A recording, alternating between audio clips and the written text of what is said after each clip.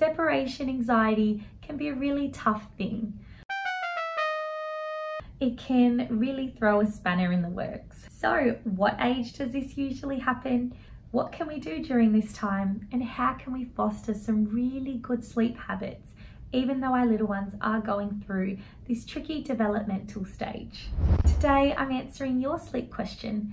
My 10-month-old is crying like never before at nap times, and they're also really, really clingy during the day. Why is this happening? Hi, my name's Josephine. I'm a sleep expert at Little Ones, and I'm a mother to 2 beautiful little girls. I've been a certified sleep consultant for over 3 years now. At Little Ones, we've helped over 200,000 families worldwide achieve some really great sleep. At Little Ones, you will never be alone. You'll always have a village of people supporting you and being there for you. In our Little Ones app, we house our village where you can pop a question in day or night and we will answer in depth with you. You'll also be able to meet like-minded parents that are also going through the same stages as you. If this sounds amazing to you and you're wanting to know more about our sleep and nutrition program, please visit our website www.littleones.co. We have our program from 0 right through till 6 years old. If this is the first time that you're coming across one of our YouTube videos, please click on the subscription button and the bell next to it. This way we can notify you each time we add up a new video. We pop up some sleep and nutrition videos, one every week. So let me paint you a little picture. It's nap time, you've read some stories to your little one, you've checked their nappy, you've given them some good cuddles and kisses, and then you've gone to place them in their cot for sleep time. But all of a sudden, they've got a frantic look on their face and they're not so happy about you placing them down and walking out of the room. If this is happening to you, then it sounds to me like some separation anxiety is going on. So what is separation anxiety? Separation anxiety can hit our babies at a few different ages, but the common peak in separation anxiety usually happens around 8 to 10 months old. At this age, they're more aware of their surroundings. You may notice that they're more clingy at this age. They may not be so content when someone that they're not so familiar with picks them up. They may realize, hang on, you're not my mum, you're not my dad, so they may not be so happy about this. So they're basically telling one person from another.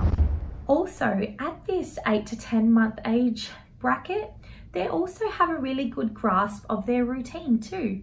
They're knowing, hang on, once we do story time, once we change our nappy, once we give some cuddles and we pop our sleeping bag on, that means nap time's coming. So these steps, these routines become familiar to them, and then they can start sort of expecting what's coming next, or they have a good little memory about what's coming next. So you may notice that before nap times or before daycare drop off, you're noticing that they are getting a lot more clingier, or they're anticipating on what's coming next. I remember this quite clearly with my own little girls.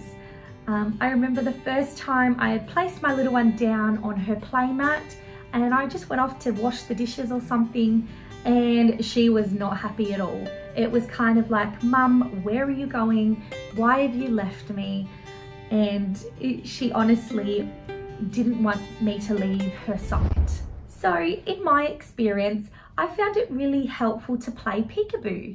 It sounds quite silly, but it really, really helped. She sort of loved the game. She loved me jumping back in and saying peekaboo. And this way she sort of learnt that Mum leaves, but then she comes back a short time later.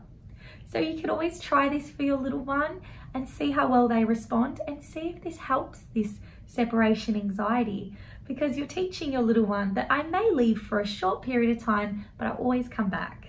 Now, I've been there. During this tricky time, it can be easy to hit that panic button and to rush in a bit quicker and to bring in some new sleep associations, just because we don't want them overtired, we don't want them upset, and we don't want them missing a nap. So I can hear you asking, what can I do during this time to help foster some good habits, but also be there for my little one during this tough time? In our Little Ones program, we have a really gentle method. It's called the parental presence method. So with this approach, we can still stay in the room with our little one. We can still be there during every step of the way, but we can also give them that opportunity to still self-settle. So this can be really helpful for babies and parents that are going through the separation anxiety. This way, our baby remains calm and we remain calm, and we can work back towards being able to pop them down happily and being able to walk out of the room again. So if you're interested in knowing more about this method, please check out our program. And if you're having a bit of a tough time with getting back on track with things, you can always chat to us day or night in our sleep village, and we can alter the method, or we can take a gradual approach, and we can take baby steps back towards achieving some really good sleep habits. Now, as a sleep consultant, if I do hear that a 10-month-old is fighting their nap, the first question that's going to pop into my head is going to be, what type of naps are they having? Because even for a 10-month-old, under or overtired is still something that we take into consideration. So we do look at the structure of their day. We check out, hang on, is that morning nap too long? Or is the awake times too short? Or is there something that we can do to make sure that they're perfectly tired enough when we do place them down in their cot? Because if they're not tired enough, they'll let you know about it. They will basically say, no, I need more awake time, or no, I'm so overtired. We commonly get asked, my 10-month-old is fighting that morning nap. Is that a sign that we drop it?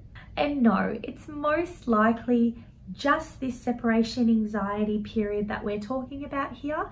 That's likely why they're not happy about you popping them down in the cot for their morning nap. It's not usually a sign that we drop it. Many babies still need that morning nap until they're 12 months, sometimes even beyond. So I wouldn't rush that morning nap away. I would still keep consistent in offering that nap each day. You can even take some pressure off and do that first nap of the day in the car or the pram or the carrier, just until you get your feet back on the floor again.